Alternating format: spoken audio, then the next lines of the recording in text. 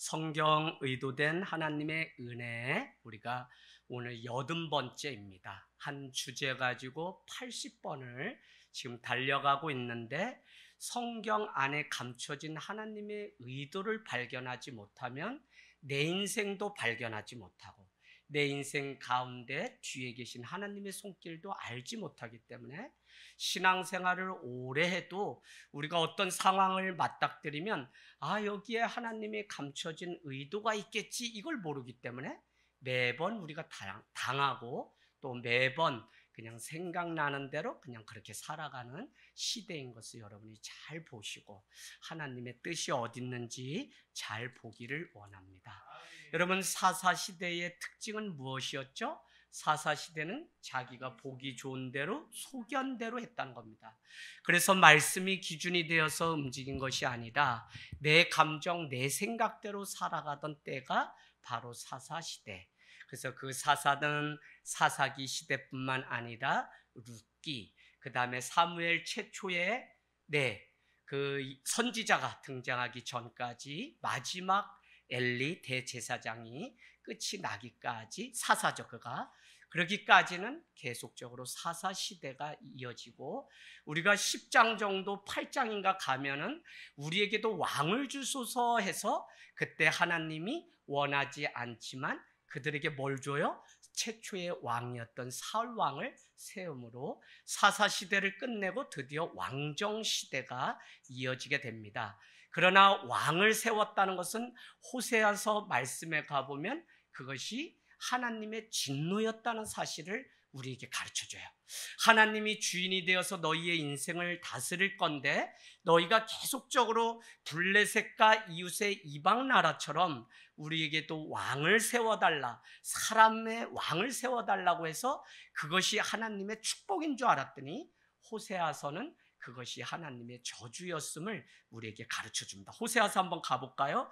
호세아서 몇 장에 있는지 한번 저도 호세아서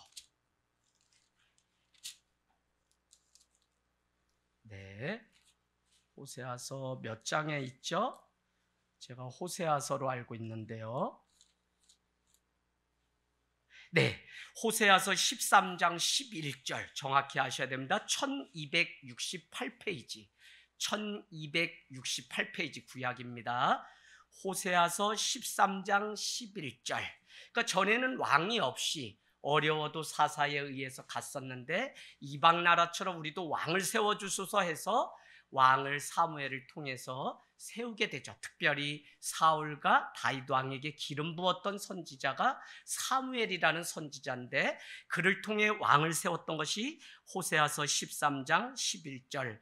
내가 분노함으로 너희에게 왕을 주고 진노함으로 패하였노라. 그래서 여러분, 결론적으로는 이 왕을 준 것이 백성들의 요청을 들어준 것 같지만 그들을 깨닫게 하시는 하나님의 의도가 있었다는 사실을 우리는 아셔야 됩니다. 어쨌거나 룻기가 맞춰지고 우리는 사무엘상 1장에 가면 한나와 브닌나라고 하는 두 여자가 등장하게 되고, 실로에 가서 아들이 없던, 자식이 없던 한나는 대제사장만 오르던 그곳에 올라서 얼마나 그 기도가 얼마나 대단했는지 통곡을 하는데 소리가 나지 않았다는 부분을 여러분은 기억하실 거예요. 1장 13절 한나가 기도를 막 하는데 누가 보니까 대제사장 엘리가 보니까 기도하는데 소리가 나지 않을 정도로 마음에 한을 품고 기도하고, 그래서 그는 하나님 앞에 서원하게 되죠. 나에게 자녀를 준다면 이 아들을 당신에게 전해서 키우겠습니다. 그래서 우리는 잘 보면 얼마나 한나의 그 믿음이 대단한지 1장 24절에 가서 여러분 또 반복하는 겁니다. 젖을 뗀 후에, 아마도 예수님이 12살 돼서 예루살렘에 오른 것으로 보아서 많은 학자들은 사무엘이 이 당시 한 12살 정도 되지 않았을까. 어쨌거나 하나님 앞에 서원하여 나실인으로 키우기로 했던 한나는 사무엘을 얻게 되자 젖을 뗀 후에 이 사무엘을 실로라고 하는 성소에 보내게 됩니다. 여러분, 부모 세대는 반드시 자녀들에게 질문 한 가지를 던져줘야 돼요. 부모가 서지 않고 자녀가 서거나 아버지나 어머니가 서지 않고 가정이 설 수 없어요. 제가 늘 전도는 내가 먼저 서지 않으면 누구 전도할 생각도 하지 말라고 하는 게 바로 이런 원리입니다. 그래서 오늘 뭐라고 우리는 반드시 자녀가 질문하게 만들어야 되냐? 하나님이 도대체 누구길래 내가 이제 막 젖을 뗐는데 어떻게 하나님의 성소에 나를 보낼까? 하나님이 얼마나 중요하시길래? 이것이 최초에 던졌던 질문이 누구냐면 바로 아브라함의 믿음입니다. 하나님이 누구시길래 감히 100세 얻은 나를 하나님 앞에 제사를 드리기 위해서 창세기 22장에 드릴까라는 질문을 반드시 던져야 돼요.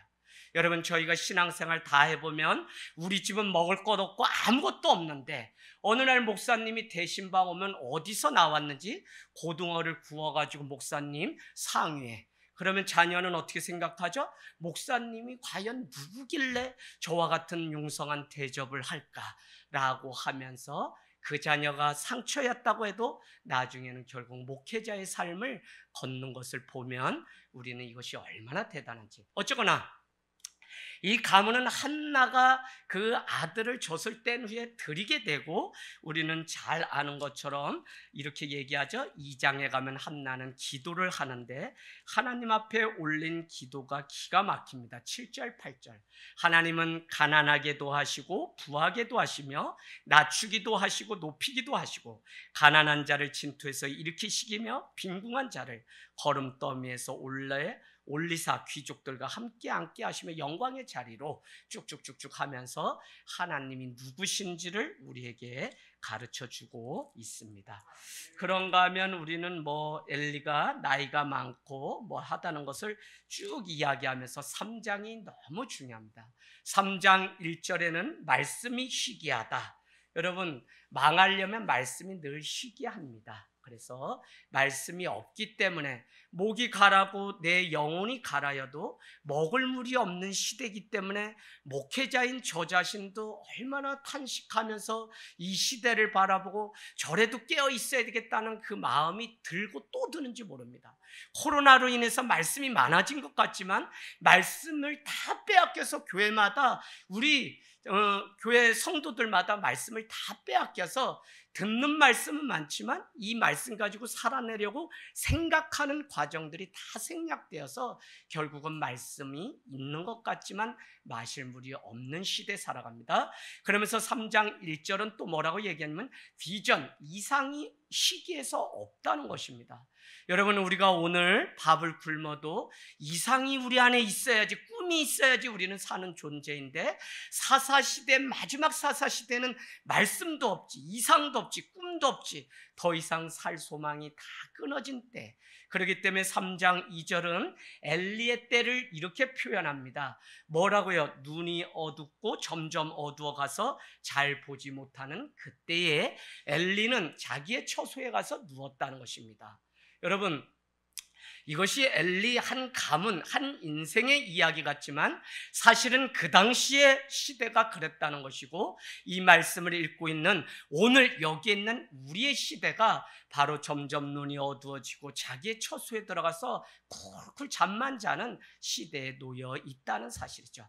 그런가 하면 3장 3절에 아직 하나님이 등불이 다 꺼졌어요. 우리 이사야서 말씀에 보면 상한 갈대를 꺾지 않고 등불을 끄지 아니하시는 하나님이라는 표현이 나오는데, 그 하나님의 열심은 무엇이냐면 하나님의 등불을 아직 꺼지지 않았다고 하는 이것을 통해서 소망이 아직 남아있다는 사실을 우리에게 가르쳐줘요. 그러면 오늘 우리가 내년 표어기도 한데 하나님의 등불이 아직 꺼지지 않았습니다가 표어인데 왜 이 말씀이 중요하냐?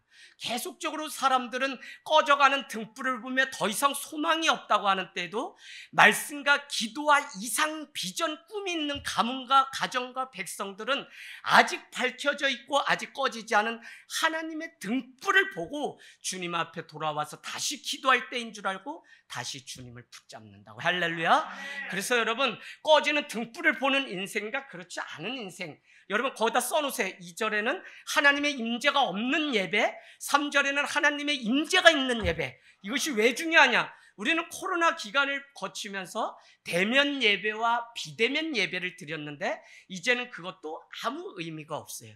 이제는 하나님의 임재가 있는 예배냐 아니냐, 하나님의 임재를 경험하는 인생이냐 아니냐만 남아있는 것이지, 여전히 우리가 뭐 세상 가운데 빠져서 이러고 저러고 뭐 코로나가 또 온다 이런 건 이제 더 이상 중요하지 않습니다. 그래서 우리가 자다가도 고백한다고 얘기하는데 정신을 바짝 차리고 지금 어느 때인지 여러분은 여러분의 가정의 자녀들, 남편들, 가문 깨우기에 바쁘셔야 돼요. 정말 우리 안에 영혼을 향한 긍휼함과 주님의 오심을 곧 우리가 믿고 살아가는 깨어있는 믿음이라면 지금 다른 것에 우리의 정신과 관심이 있을 것이 아니라 아직도 하나님이 하나님의 등불을 꺼지지 않도록 지키시는 그때에 우리가 그 불을 밝히는, 여러분 그런데 오늘 사무엘은 어디에서 잤다고 얘기하냐면 하나님의 궤 옆에서 잤다는다.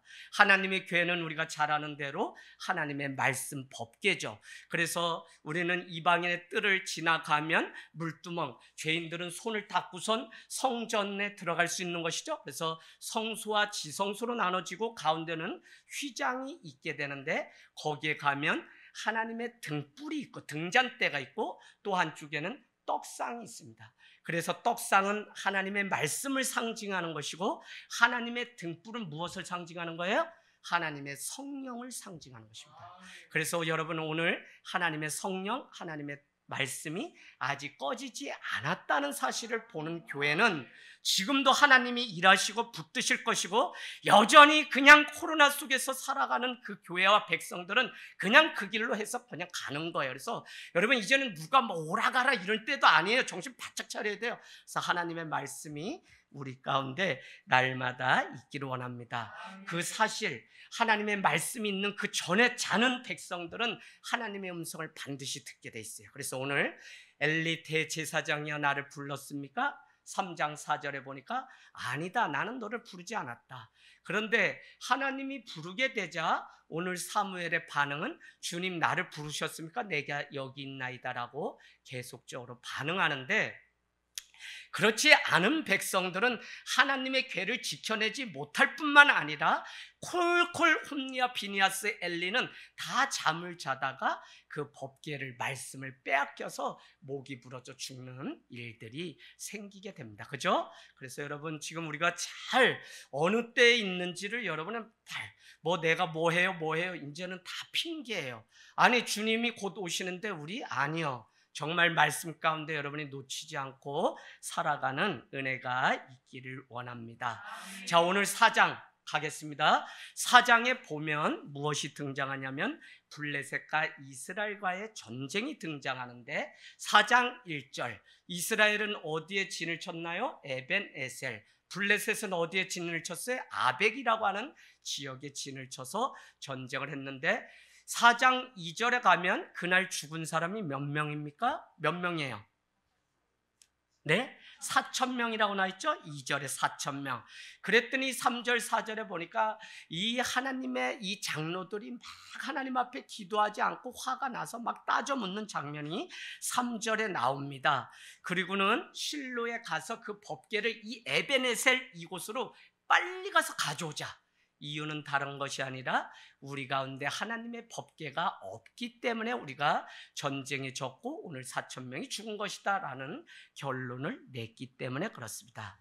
여러분 그런데 그 법궤를 가지고 와서 다시 전쟁을 치르는데 몇 명이 죽게 돼요? 이스라엘 사람들이 보병만? 네, 말씀 읽어 오셔야 되는데 숫자의 표시 10절로 가보세요. 그날 엎드려져 죽은 사람이 몇 명? 3만 명이 더 죽게 됩니다. 그러니까 여러분은 오늘 이스라엘 백성들 안에는 질문이 생긴 거예요. 분명히 하나님의 법궤, 약속의 말씀이 우리 가운데 있으면 우리가 반드시 전쟁 가운데 이겨야 되는데 어떻게 4,000명이 죽고 이번에는 3만 명이 죽게 됩니까? 라는 질문을 던지게 됩니다.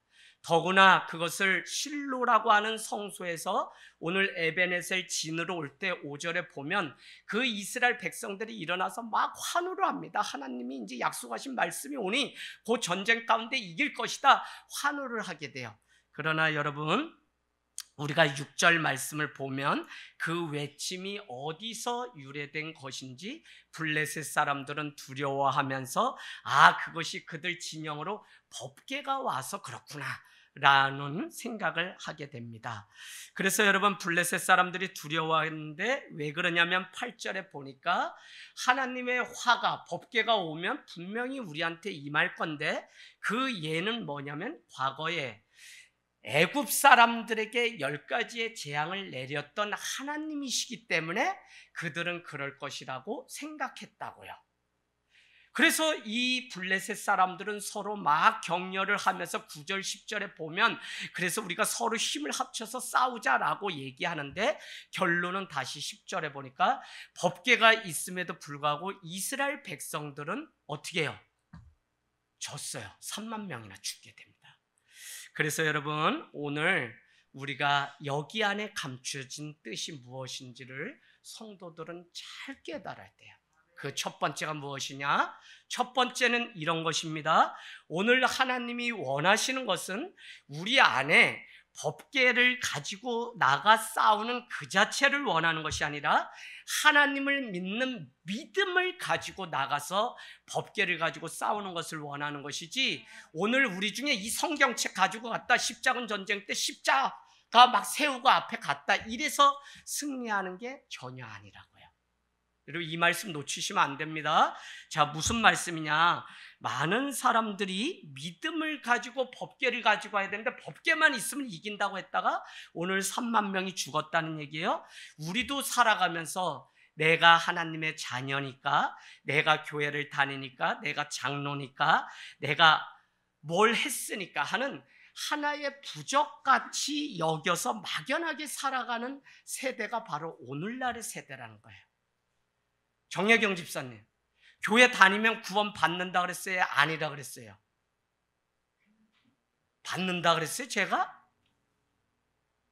교회 다니면 믿음이 있으면 구원받는 것이지 믿음이 없으면 교회 다니다가 그냥 문턱만 오르락 내리락 하다가 많은 사람이 너무 많아요. 너무 많아요, 여러분.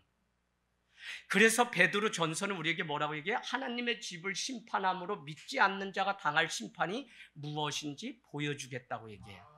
여러분, 말씀을 정확히 알아야지 양이 될지 염소가 될지 자기의 직분 잘 감당하면서 사는 거지 그냥 교회 다니면 가방 들고 다녔다 해서 되는 거 아니에요. 그래서 잘 아셔야 돼요. 자, 그런데 우리는 자꾸 내가 장로니까 권사니까 뭐 하니까 내가 신앙생활 몇 년 했으니까 이걸 하나의 부적같이 믿고 어디든지 내가 가면 잘 될 거다 이렇게 믿고 살아가는 기복신앙에 빠져 있다는 거예요. 하나님은 오늘 법궤를 가져왔음에도 불구하고 그것 자체를 중요하게 여긴 것이 아니라 법궤 플러스 너가 하나님을 믿는 믿음이 너한테 있냐가 중요한 것이지 믿음 없이 법궤가 우리의 무슨 부적이에요? 아니에요. 그렇기 때문에 오늘 졌다는 거예요. 이거 이해하시죠?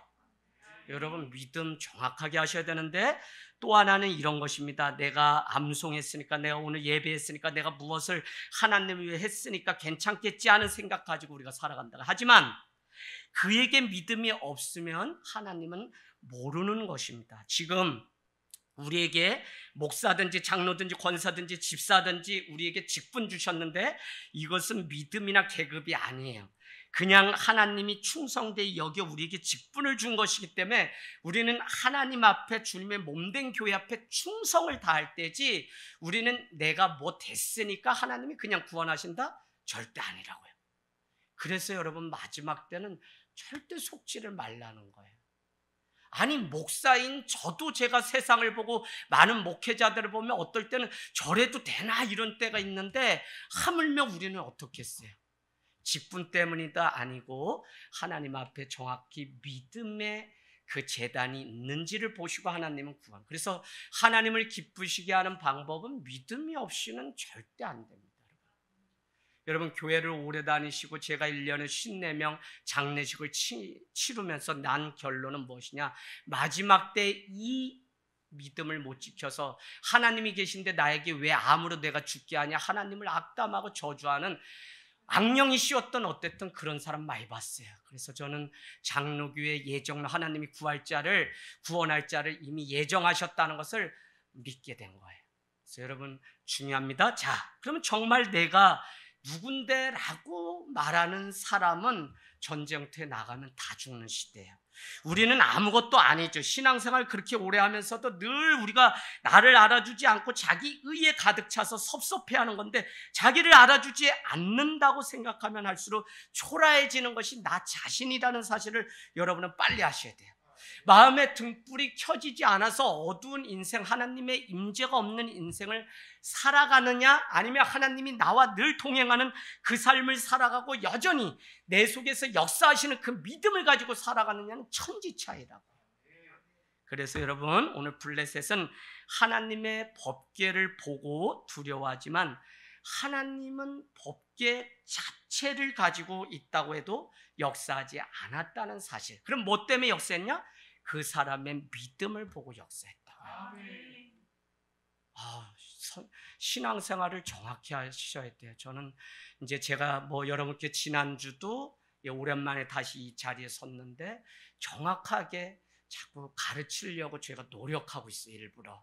안 그러니까 이게 기독교 용어가 막 천차만별로 섞여서 너무 혼미해지는 게 이건 안 되겠다. 그래서 여러분, 정확히 제가 그러려면 어떻게, 전 지난밤에도 1시까지 제가 말씀 보다가 막 자고 그래요. 새벽에도 오늘 4시에 나왔고, 그냥 제가 막 이렇게 아니라 제 안에 안타깝고 답답해서 막 말씀 전하는 거지, 제가 무슨 준비돼서 막 자랑하려고 힘있게 하는 게 아니에요. 그래서 믿음을 끝까지, 사람 때문이 아니에요. 정말 믿음을 보시는 하나님 앞에 우리가 살기를 원합니다. 자, 이스라엘은 오늘 법궤가 있는데 그 법궤를 빼앗기게 돼요. 11절로 얼른 가보세요. 하나님의 궤를 빼앗겼고 엘리의 두 아들 홈니와 비니아스는 죽게 되고, 이 소식을 들은 엘리 대제사장은 죽게 되는데, 우리가 잘 아는 것처럼 18절에 가보면 어떻게 해요? 목이 부러져서 죽게 된 것입니다. 하나님의 거룩함을 상징하는 법궤도 빼앗기고, 이제는 더 이상 제사장도 죽게 되고, 법궤는 무려 몇 개월 동안 돌게 되나요? 여기 갔다 저기 갔다. 우리 6장 1절에 가볼까요? 6장 1절. 몇 개월요? 7개월 동안. 법궤가 처음에는 실로에서 출발했죠. 그래서 에베네셀에 왔죠. 그 다음에 어떻게 돼요? 뺏기게 되니까 어디로 가요? 아스돗. 5장 1절 아스도로스로 가게 되고, 다시 가드, 포도즙이라고 하는 뜻이 있는 가드로 옮겨지게 되죠. 5장 8절에. 다시 이것이 5장 10절에 보면 에그론이라는 곳으로 돌아가게 되고, 그곳에서 하나님의 기이한 역사가 일어나게 되자 두려움에 빠졌던 그들은 젖나는 소 2마리, 암소를 택하여서 베세메스로 옮기게 되고, 마지막 종착지는 7장 1절 기럇 여아림이라고 하는 곳에 아비나답의 집에 이 법궤가 있게 됩니다. 그래서 다윗이 왕이 될 때 그것이 어디 있느냐 해서 이 법궤부터 찾았던 다윗 왕의 그 믿음을 우리는 사무엘상 쭉 가면서 이제 보게 될 것입니다. 자, 그런데 너무 이해되지 않는 부분이 여기 말씀 안에 또 감춰져 있다는 것입니다. 그것은 무엇이냐면, 우리가 잘 아는 것처럼 2장, 3장에 보면 엘리 대제사장의 두 아들인 홈니와 비니아스가 법궤를 지키고 있을 때는 적들이 쳐들어와도 아무런 반응도 없고 법궤에 무슨 능력이 나타나지 않았는데, 이것이 빼앗겨서 오늘 블레셋이라고 하는 곳에, 아스돗이라고 하는 곳에 세워졌어요. 어디 앞에? 다곤 신상 앞에 세워지게 되니까 어떻게 돼요? 다곤이 여호와 궤 앞에 엎드려서 그 얼굴이 땅에 닿았어요. 5장 2절로 가세요. 5장 2절. 지금 엘리 대제사장의 두 아들이 법궤를 빼앗긴 거예요. 하나님의 영광, 임재를 상징하는 하나님의 말씀 알죠? 시내산에서 모세가 받았던 법궤를 빼앗기게 됐는데, 그 블레셋 사람들이 아스돗이라고 하는 5대 도시 중에 한 수도에 갖다 놓았는데, 거기에는 다곤 신상이 질비해 있는데, 아침에 일어났더니 다곤 신상이 목이 다 부러져 있는 거예요. 자, 이번에는 그래서 이상하다 했는데, 그 이튿날이 또 나오죠. 5장 3절 4절에 보니까 또다시 엎드려져 얼굴이 땅에 닿았을 뿐 아니라 머리와 두 손목이 부러지고 문지방에 있고 다곤의 몸뚱이만 따로 떨어져서 댕그랑 있는 것이 5장 4절에 나옵니다. 그런데 6절에는 가보면 5장 6절에는 더 큰 일이 벌어지게 되는데 여호와의 괴가 홈리와 비니았을 때는 아무런 역사가 일어나지 않았는데 지금 이방 나라에 가져갔더니 놀라운 일이 일어났는데 5장 6절에는 독종이 퍼지기 시작해요. 독한 종기라고 되어 있나요? 독종이 펴지기 시작합니다. 자, 그래서 우리는 두려움에 빠진 블레셋은 결론을 5장 8절에 결국은 이것을 돌려보내야 되겠다 해서 법궤를 그냥 이스라엘 주인에게로 돌려보내려고 합니다. 그래서 다시 5장 8절에 가드로 법궤로 옮겨보는데 어려운 일이 생기고 9절에 가보세요. 여호와의 손이 심히 큰 환란을 만들어서 큰 자나 작은 자나 다 그들에게도 어떻게 해요? 쳐서 독한 종기가 나니까 그제서야 5장 10절에 에그론으로 옮겨지는데 에그론에도 독종이 퍼지니까 블레셋 사람들이 두려움에 빠져서 낸 결론이 주인인 이스라엘에게 이 법궤를 돌려보내자라고. 여기 와서 누가 총칼 가지고 싸우고 뭐 한 것이 아니에요. 오늘 법궤가 이 블레셋 다고 신상 앞에서부터 막 이렇게 일을 하니까 이 하나님의 일들이 그 안에서 일어나게 되는 것을 우리는 볼 수 있는데 어찌된 일인지 전에는 아무 반응 없었는데 블레셋이라고 하는 이방 민족에 들어가서 그 능력이 드러나는 것을 우리는 볼 수 있습니다. 저는 이것을 보면서 이스라엘 백성이 법궤를 가지고 있고 하나님을 믿는다고 하지만 거기에는 아무런 능력이 나타나지 않았던 이유는 다시 말씀드리면 그들에게 믿음이 없었기 때문이라고요. 그래서 여러분 무슨 우리가 부적같이 말씀 성경책 들고 다니면 나 지키겠다. 차에 뭐 소위 십자가 뭐 이거 걸면 뭐 그거 보고 한 번 더 기도하고 출발하고 내리고 감사하다고 하라는 거지. 이거 뭐 붙잡고 계속 운전하다 사고 날 일 있어요? 아니, 그런 부적 말고 정말 우리 안에 믿음이, 또 믿음은 행하는 믿음까지 가는 그 믿음이 우리에게 있어야지 우리는. 그래서 하나님을 기쁘시게 하는 방법은 자다 깨나 죽으나 어째나 믿음만이 하나님을. 그게 히브리서 11장 6절에 하나님을 기쁘게 하는 건 뭐밖에 없어요? 믿음이 없이는 하나님을 기쁘게 할 수 없나니 그가 함께 계신 것과 그가 마지막 때 상 주시는 이심을 믿어야 할지니라. 우리는 오늘 왜 참고 견디고 인내하냐면 하나님이 상 주시는 분이심을 믿기 때문에. 그래서 여러분 억울해도 손해가 내도 멀어도 힘들어도 말씀이 있고 예배가 있는 곳이면 오늘 7장에도 가보세요. 끝에는 결국 여호와 앞에 제단 쌓는 장면으로 오늘 이 말씀이 끝나요. 그래서 아브라함은 가는 곳마다 헤브론 상수리 숲풀 앞에 제단을 쌓고 예배를 했는데 그것은 다른 것이 아니라 이 사막에 나무가 있으면 하나님이 나를 먹여 살리려고 물이 있어서 나무가 있구나 하고 그곳에 제단을 쌓고 무조건 하나님 앞에 예배했던 믿음이 아브라함의 믿음. 그래서 창세기 쭉 아브라함의 믿음을 가면 아브라함은 그래서 믿음의 조상이라고 했다는 것입니다. 여러분, 코로나를 보내면서 우리는 대면과 비대면 예배를 드리죠. 그러나 엔데믹을 보내면서 지금은 하나님의 임재가 있는 예배와 없는 예배, 하나님의 임재를 경험한 예배자인지 아닌지로 나눠진다는 것입니다. 무엇이 화려해서 하나님을 만나고 안 만나고가 아닙니다. 내가 전심으로 주님을 찾는 갈급함이 있는지가 중요하고요. 내가 죄인됨을 인정하고 하나님 앞에 상한 심령으로 날마다 사는 자인지가 중요하고, 얼마나 많은 사람들이 자기의 의의 바벨탑을 쌓았다가 코로나에 다 무너지는 일을 여실히 우리는 교회와 성도의 삶을 통해 보았는지 모른다는 거예요. 그래서 올해 우리는 계속적으로 우리 해볼까요? 예수님께 뿌리 내린 인생 변화의 시작. 그래서 우리의 내면 가운데 하나님을 모시고 그분과 함께 사는 삶인지. 왜 이게 중요하냐면 하나님을 위해서라고 하면 안 된다 그랬죠. 많은 사람들이 거기에 하나님이 위해서 다 일반 생활은 다 내가 내팽개쳐. 그게 대표적인 잘못이 하나님의 영광을 위해서 하나님의 뜻을 위해서 지었던 건물이 베드로 성당. 이것을 짓기 위해서 관직과 같은 그 성직을 매매했던 시대가 바로, 그래서 그것 때문에 이건 아니지 않느냐 해서 마틴 루터가 종교개혁을 일으켰다는 거예요. 하늘 땅 교회가 바른 교회, 건강한 교회를 위해서 직분자에게 돈을 내십시오라고 하지 않는 이유는 다시 종교 개혁 이전으로 돌아가서 성직을 매매하는 제도를 갖지 않기 위해서, 여러분이 감사해서 드리는 것은 얼마든지 감사하지만 뭐 권사가 되고 장로가 되려면 5천만 원 내야 됩니다, 1,000만 원 내야 됩니다, 이런 것은 제 사전에는 없어요. 그래서 여러분이 오늘 그것조차도 이 성당이 져지면 하나님께 영광이 아니냐, 하나님을 위해서 하자라고 성직을 매매하고 동전을 그 베드로 성당 짓는 앞에 그 헌금함을 두었는데 그 동전잎이 통 안에 들어가서 쨍그랑 뒤집히는 순간 천국에 가지 못하고 연옥에 있던 당신의 부모 형제가 헌금 넣어서 그 동전이 뒤집히는 소리를 통해서 천국으로 갑니다라는 잘못된 교리를 가르치면서도 하나님의 영광을 위하여 이 베드로 성당을 짓시다 이렇게 했다고요. 그래서 여러분, 하나님을 위해서가 아니라 뭐라 그랬죠? 하나님과 함께하는 삶.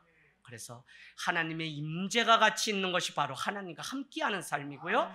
그래서 막 하나님을 위해서 거창한 말 필요 없습니다. 내가 지금 하나님과 함께하는 삶인지가 중요한 것이지, 오늘 내 안에 그 법궤가 능력이 되어서 하나님의 말씀이 내 안에 있느냐가 중요한 것이지, 그 말씀대로 내가 사용하느냐가 중요한 것이지, 우리 집에 뭐 금송아지 있다 뭐 있다가 아무 소용이 없어요. 그래서 여러분, 오늘 이 말씀의 의미를 잘 우리가 깨닫게 되기를 원합니다. 5장 12절로 가보세요.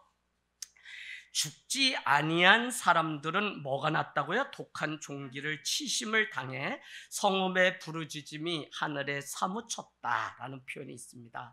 누가요? 오늘 블레셋 사람들이. 여러분, 저는 오늘 이 사실을 보면서 마치 요한계시록이 생각나는 거예요. 오늘 독한 종기에 걸려서 죽지 않았다 해서 기뻐할 게 아니라 그들은 여전히 똑같은 고통과 비명을 지르면서 살았기 때문에 오히려 죄악 때문에 둘째 사망의 못에 빠져있는, 여러분, 구더기가 그냥 뜨거운 불에서 막 이렇게 움직이던 막 이런 것들이 우리 요한계시록에 보면 비유로 나와 있는데, 오늘 이 사람들이 부르짖는 그 고통의 소리를 들으셔야 돼요. 창세기 19장 14절에는 조카 롯이 뭐라고 얘기하냐면 사이들에게 곧 소돔이 멸망하니 하나님의 말씀을 전하건대 너희는 빨리 이 소돔성에서 대피하고 도망가고 뒤를 돌아보지 말고 나가라고 할 때 농담으로 여겼던 사람들이 19장 14절에 바로 사이들이에요. 그들은 다 죽게 됩니다. 여러분, 정말 두려운, 하나님 앞에 우리가 두려워 떨어야 돼요. 하나님 앞에 두려워 떨어야 돼요. 자, 그래서 오늘 출애굽기 33장 15절로 가보실래요? 출애굽기 33장 15절. 제가 왔다 갔다 계속 반복한다 그랬는데 우리가 이 말씀을 이미 나눈 적이 있습니다. 하나님은 모세와 그 백성에게 시내 산을 떠나라고 명령하게 되죠. 그때 모세는 고백합니다. 자, 찾았나요? 33장 15절 같이 읽겠습니다. 시작. 모세가 여호와께 아뢰되 주께서 친히 가지 아니하시려거든 우리를 이곳에서 올려 보내지 마옵소서. 한마디로 말씀드리면 뭐냐면 하나님이 가시지 않으면 우리도 가지 않겠다는 고백입니다.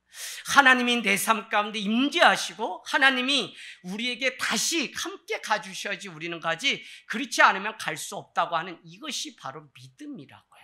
오늘 우리에게 필요한 믿음이 무엇이냐면 하나님이 말씀하시지 않으면, 하나님이 가시지 않으면, 하나님이 가라고 말씀하시지 않으면, 하나님이 은혜 주시지 않으면 나는 살 수 없습니다 라고 고백하는 게 믿음이라고요. 그래서 끝까지 우리가 붙잡고 가야 되는 게 무엇이냐? 믿음입니다. 믿음. 하나님은 믿음을 보시고 우리에게 천국 문을 여시기 때문에 바로 이 믿음이 얼마나 중요한지. 이 믿음으로 살았던 자가 누구죠? 룻기의 룻이죠. 어머니 나를 돌아가라고 하지 마소서. 어머니의 백성이 나의 백성이고 어머니의 하나님이 나의 하나님입니다. 룻기 1장 21절인가 가시면 이런 고백을 하면서 오르바는 자기 친족 모압으로 돌아가지만 이 룻은 끝까지 가서 다윗의 그 자손을 낳는 보아스와 결혼해서 2세 쭉쭉 해서 다윗, 예수 그리스도가 오심을 준비했던 이방 여인이 바로 룻이라고 하는 사실을 우리는 아셔야 됩니다. 여러분, 내가 어느 곳에 어디에 있든지 하나님과 함께 하시지 않고 하나님의 임재가 없다면 우리는 요한계시록 3장 1절과 같이 3장 1절 맞나요? 4대 교회가 등장하는데 4대 교회의 특징은 이거죠. 너희가 살았다함의 이름은 가졌으나 죽은 자다. 그거죠. 오히려 적은 능력으로 너희는 충성되이 일했다고 칭찬받는 교회도 있는가 하면 오히려 4대 교회는 오늘 3장 1절에 보면 너희는 살아있다고 하는 이름은 가졌으나 실상은 너희는 영적으로 다 죽은 자다라고 책망하시는 말씀이에요. 그래서 여러분 몸에 좋은 거 비타 500도 모자라가지고 비타 3000도 나오고 별거 다 나와요. 드세요. 그런데 그것만으로 우리가 살았다 하는 이름은 가질 수 있지만 다 죽어요. 뭐가 없으면 우리 영혼에 평안이 없고 말씀이 없으면 하나님이 계시지 않으면 바로 그렇다는 것입니다. 오늘 법궤 자체가 능력이 있는 것이 아니라 믿음으로 사용할 때 능력이 나타나고, 그래서 믿음이라는 것은 사용하는 것이고, 아무리 믿음이 있다고 해도 예수 그리스도를 사용하는 믿음이 없으면 우린 가짜예요. 그래서 오늘날 믿는다고 많이들 얘기하는데 다 시들시들 그냥 콕시두병에 걸려서 닭새끼가 봄에 그냥 이러다가 픽 쓰러져 설사똥 싸면서 죽는 게 왜 그러냐면 그냥 살아있는 것 같지만 그 안에 하나님의 능력을 사용하는 그 믿음이 없었기 때문에 결국은 믿음하고 기도해놓고는 돌아가서 이 문만 밖에 열면 세상 사람들보다 더 믿음 없이 그냥 아무것도 하지 못한 채 살아가는 우리 성도들의 모습을 보셔야 돼요. 여러분 그러면 믿음 있으니까 그냥 다 여기저기 땅 사고 오늘 빌딩 올리고 쉐리 이거 얘기하는 게 아니다. 정말 주님이 보시기에 기뻐하시는 그 믿음을 우리가 가지고 살기를 원합니다. 여러분, 제가 요새 오늘도 귀한 목사님과 같이 교제하면서 어쩌면 저랑 가는 길이 같은지 감춰진 귀한 분 한 분을 친구처럼 만나게 됐어요. 우리 둘이 나린 결론은 뭐냐? 하나님이 과거에 어떤 일을 하셨는지 이스라엘 백성도 보았고 다 알았어요. 그럼 오늘날도 성도들이 과거에 하나님이 어떤 역사를 했는지 복음의 과거형은 있는데 복음의 현재성이 없기 때문에 복음대로 살아가는 능력이 현재 나타나지 않으니까 복음대로 현재 살아가는 그 삶의 능력이 보이지 않는 거예요. 그러면 하나님이 누군지 모르냐? 다 안다고요. 과거에 저 애굽을 쳤던 하나님인 것을 이방 사람들, 블레셋 사람들도 아는 것처럼 다 아는데 왜 내 삶 가운데 하나님의 능력이 나타나지 않냐? 결론 믿음이 없기 때문에 그래요. 그래서 믿음이 너무 중요해요. 이용화 청년 할렐루야. 네, 이용화 청년도 믿음이 있어야지 군대 갈 수 있어요. 그냥 가면 총 잡고 탱크 운전하고 이게 아니라 믿음으로 가야 돼. 믿음으로. 그래서 지금 믿음을 준비해야 되는데 친구 영신이 어디 갔어요? 영신이 잡아야 돼. 영신 잡아야 돼. 그냥 군대 가면 안 돼. 자, 그래서 믿음이 우리에게 있어야 된다. 자, 세상 살면서 하나님과 같은 것들을 보는 인생이 아니어야 돼요. 하나님과 같은 거, 하나님과 능력과 비스무리한 거, 이거에 자꾸 쏟는데 아니, 진짜 하나님을 보시고 하나님을 만나시고 하나님의 능력, 예수 그리스도의 이름을 사용하는 그 삶이 우리에게 있어야지 그냥 비스무리한 거 카피 인생으로 살면 우리는 오리지널 인생은 한 번도 살아보지 못해요. 그래서 복음 가운데 우리가 붙들려서 현재 내게도 말씀하시고 아브라함의 하나님, 이삭의 하나님, 라떼의 그 하나님이 지금 라떼의 하나님으로 바뀌어야만 우리는 진짜 능력 있는 삶을 살아간다고요. 그래서 여러분, 교회나 우리 성도가 오늘날 하나님의 능력, 영광을 회복하는 일은 얼마나 중요한 시대인지 몰라요. 점점 바닥에 떨어져서 능력 없는 사람들, 약한 사람들, 병든 사람들, 죽겠다는 사람들, 세상 사람들부터 무능력한 사람들만 교회에 다 모여있는 것 같아. 그런데 그렇지 않잖아요. 사실은 육신의 눈으로 보면 다 그렇죠. 돈 없는 사람들만 모이고 상처 있는 사람들만 모이고 다 지팡이 집어야지 다니는 사람들만 모이고 막 다 이렇죠. 할렐루야 장혜자 권사님. 그런데 어떻게 돼요?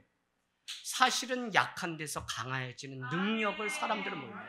왜요? 죽은 자 같지만 우리는 있고 우리는 산자처럼 우리는 날마다 살아가기 때문에 복음의 능력이 내 안에서 꿈틀거리고 역사하는 삶이 얼마나 중요한지 모른다는 것입니다. 여러분, 오늘 말씀 4장 21절 다시 돌아가 보세요. 너무 슬퍼요. 홈리와 비니아스 죽었죠. 다 엘리도 죽죠. 그랬더니 비니아스의 아내가 애를 낳는지, 그거 이름이 뭐예요? 이가봇. 이가봇은 뭐예요? 하나님의 영광이 떠났다. 여러분, 엘리 대제사장의 아들이었던 비니아스의 그 아내, 며느리죠. 며느리가 봐도 이제는 하나님의 영광이 떠났구나 하고 얼마나 슬펐는지 아들을 낳아서 이름을 이가봇이라고 했다는 것입니다. 하나님의 영광이 우리 가운데 떠나면 그거 옮길 자 없어요. 우리가 기도의 능력을 살아야 되는 게, 이거 하나님의 기도의 불 다른 데로 옮기면 안 돼요. 제가 개척하면서 늘 지금까지 깨어서 있는 게 뭐냐, 하나님은 부흥할 때 계속 부흥을 일으켜요. 물론 말씀 부흥입니다. 그래서 제가 우리 목회팀하고 하늘땅교회가 어떤 것 같냐 그랬더니 뭐 이렇게 공동체 교회론 중심으로 가는 것 같아. 근데 그 기저에 뭔 것 같냐 했더니 알더라고요. 말씀과 기도입니다. 전 그래요. 하늘땅교회가 작아도 뭐 세상 사람들이 다 보지 않아도 뉴질랜드, 호주, 미국 유학생들이 이 유튜브를 보기 때문에 구독자가 늘어난 거거든요. 근데 이 말씀이 지금도 역사에서 우리 가운데 우리를 먼저 움직이는 말씀이 돼야지만 우리는 능력 있는 삶을 살고 이것이 세상 가운데 누룩되어 퍼진다고요. 그래서 이 말씀이 끊어지지 않은 게 우리에게는 너무 큰 능력인데, 어느 날 이 말씀이 목회자가 게으르고 그냥 잠자서 하나님이 삐리삐리 뭐 해도 등불이 다 꺼져버리면 그 부흥이 언제 올지 몰라요. 아시죠? 여러분, 우리는 뭐 이렇게 하다 프로그램 하나 갔다가 다시 뭐 이렇게 해서 반짝하고 나훈아가 오고 뭐 여기 송대관에 뭐 이렇게 하면 사람들 막 모여가지고 될 것 같지? 아니요, 영적인 건 그렇게 안 돼요. 그래서 우리가 사랑도 꺼지고 미움이 되면 다시 해보기 어렵고요. 그래서 믿음이 꺼지지 않도록 우리는 늘 하나님의 등불을 켜야지. 이 등불 꺼졌는데 다시 붙이려면 몇 배의 힘이 들 뿐더러, 믿음이 그러면 요 정도 내가 쉬었으니까 요 정도? 아니요. 하루라도 쉬었으면 그 믿음은 처음부터 다시 회개하고 시작하지 않으면 다 아무것도 안 해요. 그래서 여러분, 복음의 과거 하나님이 어떤지는 아는 것은 중요하지만 지금 현재 내가 어떻게 살아가는지 이 복음의 능력이 있어야만 우리는 능력 있는 삶을 살아요.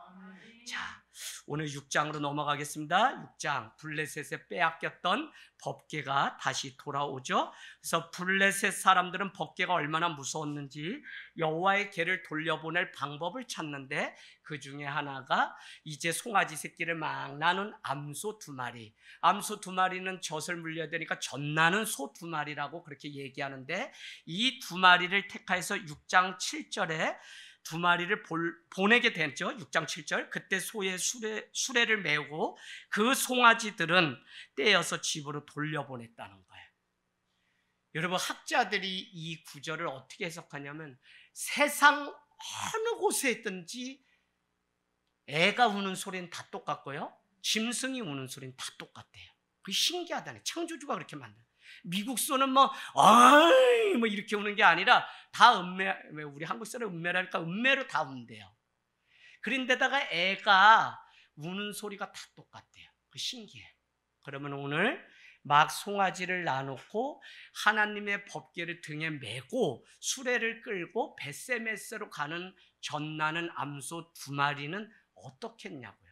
지금 송아지가 막 울고 막 해서 젖을 물려야 되는데, 오늘 이 소는 얼마나 대단하냐면 뒤돌아보지 않고 하나님의 법궤를 이스라엘 저기 벳세메스 그곳으로 옮기는 그 일을 하고 있는 것을 볼 수 있습니다. 그런데 기가 막힌 게 또 있어요. 6장 9절. 6장 9절 가서 아주 콩그러미 쳐놓았어요. 말씀들 읽다 보면 재밌고 웃긴데, 블레셋 사람들이 하나의 게임을 하는데 6장 9절에 보니까 블레셋 사람들은 보고 있다가 만일 걔가 그 본 지역으로 올라가면, 본 지역이 어디? 벳세메스로 올라가면 이 큰 재앙은 하나님이 우리에게 내린 것이고, 만약에 이게 벳세메스로 안 가고 다시 돌아오거나 이러면 뭐라고요? 거기 뭐라고 됐어요? 우연히 우리가 이 독종이, 심한 독종이 돈 거지 이거는 하나님이 우리한테 내린 게 아니라고 게임을 게임을 해요. 이걸 우리는 여러분 저울질이라고 써놓으시면 돼요. 믿음의 저울질. 얼마나 어처구니 없는 저울질인지 모릅니다. 그런데 오늘을 사는 우리의 모습 안에도 이렇게 살아가는 삶이 있기 때문에 탄식하셔야 돼요. 누구를 뭐 책망하고가 아니라 내 인생 자체가 이와 같이 날마다 저울질 가운데 우리는 분명한 가치관과 믿음으로 살지 않으면 그 저울질 가운데 늘 살게 되는데, 하나님 앞에 계속해서 저울질하며 하나님을 조종하려고 하는 사람들이 교회 안에 가득하고요, 자신이 하나님의 피조물인데 오히려 하나님을 조종해서 하나님을 자기 마음대로 움직이려고 하는 사람들이 얼마나 어리석은 사람들이 많은지 모른다고요. 자신에게 유리하면 하나님이 살아계신 것이고 손해를 줬다 그러면 하나님이 계시지 않는다고 그렇게 블레셋 사람, 이방 사람들처럼 생각해요. 집을 사고 주식을 하고 무슨 로또를 하고 부동산을 할 때마다 집값이 오르거나 돈이 되면 하나님이 나와 함께 하십니다, 서울대 가면 함께 하십니다 하고 하나님 앞에 나와서 뭐 감사한금하고 뭐하고. 제가 여러분 솔직히 여러분께 한두 번은 말씀드렸어요. 저는 11조도 귀하고 여러분이 드린 거 다 귀해요. 그런데 꼭 일주일에 한 번 제가 더 기도하는 거 있어요. 성도가 하나님께 드리는 가장 귀한 예물은 감사의 예물이에요. 감사는 내일로 미뤄나가면 절대 못해요. 오늘 내가 하나님의 은혜 때문에 살았다고 하는 순간에 그냥 떼는 거예요. 그래서 여러분, 이 감사제가 얼마나 하나님이 기뻐하시는지 몰라요. 감사제는 화해케 해요, 화평케 해요. 그래서 우리가 레위기를 보면 감사, 그래서 저는 우리 성도들이 감사, 그래서 제가 찬양하고 헌금 올라오면 무슨 제목을 읽냐, 감사 제목이 뭐라고 써있는지 다 읽어요. 그리고는 그거를 재정부가 버리지 않아요. 저를 알기 때문에 호치케스로 찝어서 꼭 넣어놔요, 제사. 그럼 제가 주중에 한 번 더 정리하기 전에 그분을 축복하면서 기도해요. 여러분, 오늘 바로 이와 같이 그냥 하나님이 그거 아니더라도 감사하다는 믿음 주시면 우리는 감사하는 거예요. 근데 우리는 자꾸 내가 하나님을 조종하고 저울질해서 내게 뭐가 되면 감사하고 그렇지 않으면 하나님이 살아계신 거 맞냐 하고 오늘 이렇게 싸우고 저울질하는 모습들을 볼 수 있습니다. 여러분, 저는 그런 면에서 많이 드렸다고 여러분이 교만할 것도 없고 적게 드렸다고 위축될 것도 없습니다. 하나님을 하나님 되게 인정하면 되는 것이고 하나님의 것을 하나님의 것이라고 인정하면 되는 것이지, 우리가 뭐 내 의 때문에 하나님이 이게 아니라고요. 하나님은 두렙돈 드린 거, 아니 그냥 향유값을 깨뜨려 드린 그것을 보시고 누가요? 예수님이 감동. 마리아가 깨트린 그것을 감동을 받은 그러면 감정이 그대로 전달되죠. 사랑의 감정 어떻게 해요? 제자들의 발을 씻기는 세족식으로 연결됩니다. 겟세마네 동산에서 저들이 하는 것을 저들도 알지 못합니다 라고 예수님이 기도했던 그것을 스데반은 알고 있었어요. 돌로 쳐서 죽이는 그 순간 웃으면서 천사의 얼굴을 하고 저들의 죄를 용서해달라고 예수님처럼 기도해요. 그것을 본 감동받은 사람이 바로 사도 바울이었던 것입니다. 여러분, 늘 믿음으로 우리가 나가는 그 일이 얼마나 중요한지 모른다는 것입니다. 하나님을 시험하는 자는 불쌍한 것입니다. 그냥 하나님을 믿고 나가십시오. 벳세메스는 태양의 집이라는 뜻이고 원래 태양신을 섬기던 우상이 가득했던 것이 바로 벳세메스입니다. 그곳에 오늘 하나님의 말씀이 임하니까 새로운 곳이 된 것입니다. 6장 19절, 벳세메스 사람들은 여호와의 궤를 들어오는 것을 본 사람들이 있어요. 6장 몇 절이죠? 19절에. 그래서 가로치고 5만이라고 하고 밖에는 70명이 죽는 일이 생깁니다. 여러분, 오늘 왜 법궤를 보았는데 이 이스라엘 백성들이 죽었나요? 복습하겠습니다. 민수기로 갔습니다. 민수기 4장 15절 4장 15절 민수기 4장 15절 이미 다 했던 거예요. 그래서 여러분이 이럴 때 다시 복습해서 또 가서 민수기 한번 읽어보세요. 4장 15절 고핫 자손에게 명령을 하는데 우리 같이 읽습니다. 시작. 진영을 떠날 때에 아론과 그의 아들들이 성소와 성소의 모든 기구 덮는 일을 마치거든 고핫 자손들이 와서 그러나 성물은 만지지 말라 그들이 죽으리라. 회막 물건 중에서 민수기 4장 18절에서 20절까지 쭉 읽겠습니다. 18절 시작. 너희는 고핫 족속의 지파를 레인 중에서 끊어지지 그들이 지성물에 접근할 때에 그들의 생명을 보존하고 죽지 않게 하기 위하여 이같이 하라. 아론과 그의 아들들이 들어가서 각 사람에게 그가 한 일과 그가 맬 것을 취하 그들은 잠시라도 들어가서 성소를 보지 말라. 그들이 죽으리라. 아멘.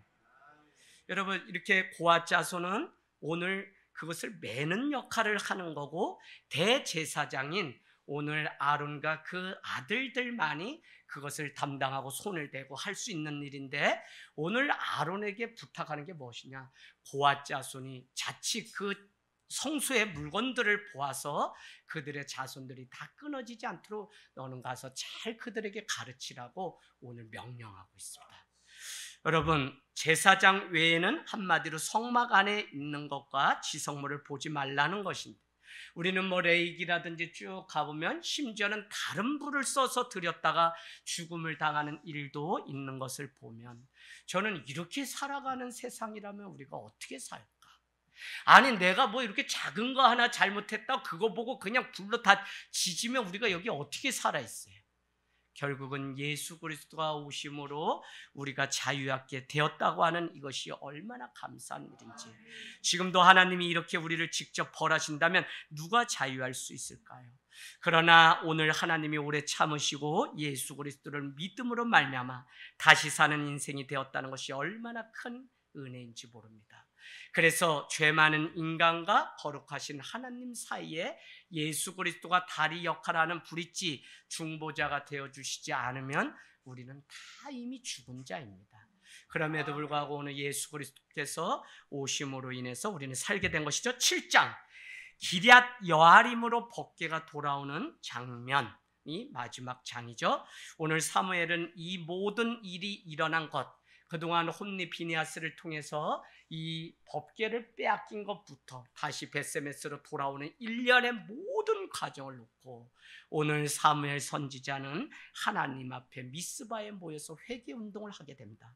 언제나 회개할 때 종일 금식하고 회개하게 되는데, 사무엘이 백성들에게 내린 명령이 오늘 7장 5절에 나오죠.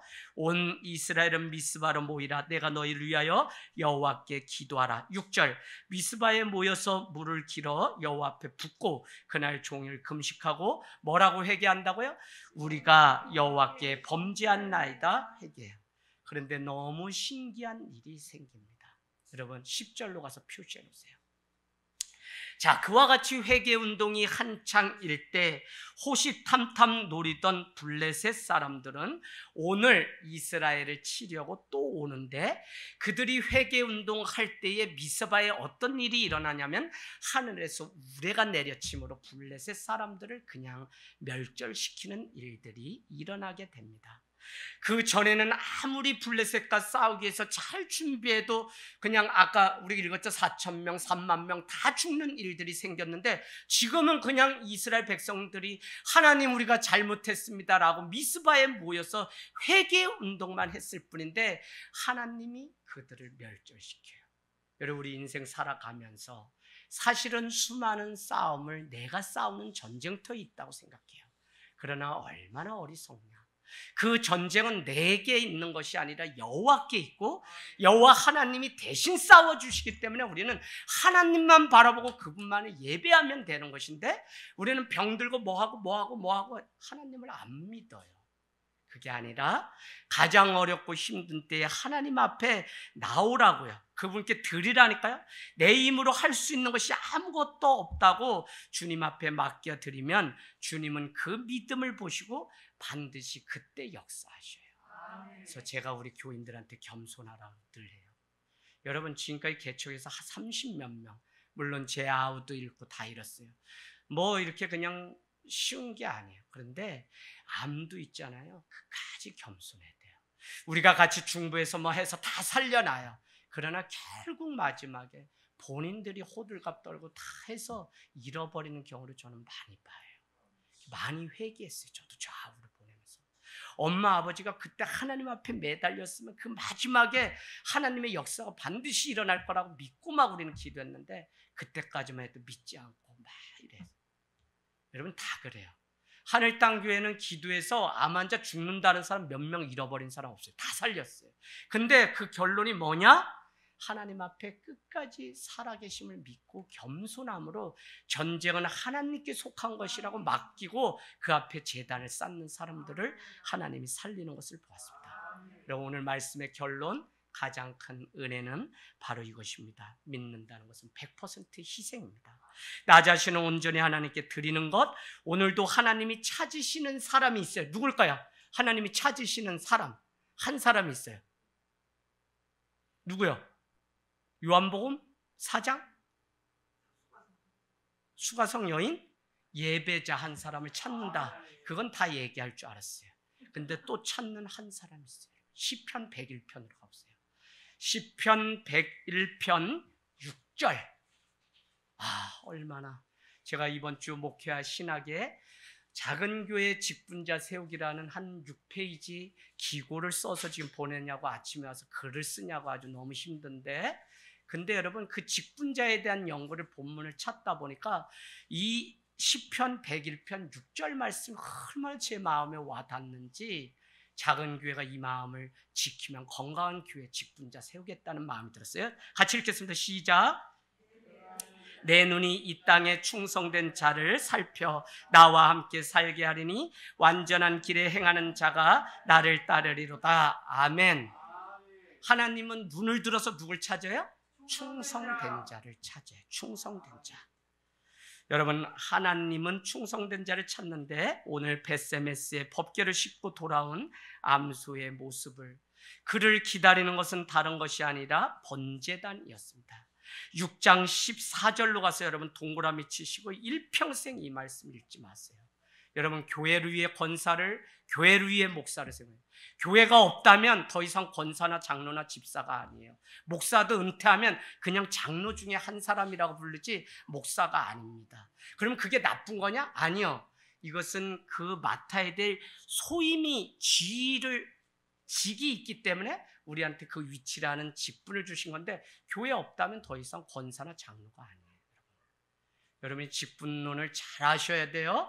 그래서 교회를 위해서 세운 거지, 그래서 여러분은 충성된 일꾼이 돼야 돼요. 자, 그래서 우리 6장 14절, 우리가 수레의 나무를 중간에 보겠습니다. 나무를 패고 그 암소들을 번제물을 여호와께 드리고, 오늘 전나는 소를 기다리고 있는 것은 사람들의 환호나 박수나 소여물이 아니라 나무가 쌓여있는 번제단이었다는 거예요. 충성된 사람은 자신이라는 게 없어요. 끝까지 완전하게 죽는 것뿐이에요. 이만큼 내가 했으니까 드렸으니까가 아니라 완전히 드리는 거예요. 제발 부탁드려요. 주님 앞에 여러분 계산하지 마십시오. 저도 연말이 돼서 여러분이 1년 어떻게 헌금했는지 1년에 한 번은 제가 봐요. 여러분 장난치지 마세요. 딱 주님 앞에 정직하게. 그래서 여러분 정말 온전하게 사셔야지, 주님이 축복하심을 믿는다면 더 이상 세상 앞에 굴복하지 말고 먼저 믿는 우리가 온전하게 죽어지는 삶을 살아야 돼요. 당신이 믿음을 가지고 하나님 앞에 계산하면 하나님이 당신의 마지막을 계산하는 날이 와요. 계산하지 마세요. 하나님은 그냥 없어도 그 씨앗을 심기 때문에 거기서 열매가 나는 것이고, 없어도 드렸기 때문에 하나님이 보시는 거예요. 물질을 얘기하는 게 아니라 여러분의 인생, 여러분의 직분, 여러분의 생명, 어떤 것이라도 하나님이 오늘 은혜 주셔서 살려줬다면 여러분 거 아니에요. 하나님 앞에 우리는 완전히 번제돼서 드릴 뿐이에요.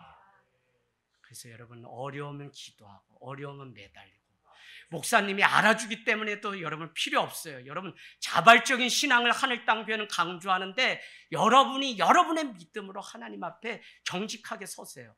내가 뭐 마지막 때 주님 오신다고 문자 드려서 뭐 오고, 아유 얼마나 유치한, 한국교회는 이거 하다가 다 망하게 됐는데 코로나에 다 망했어요.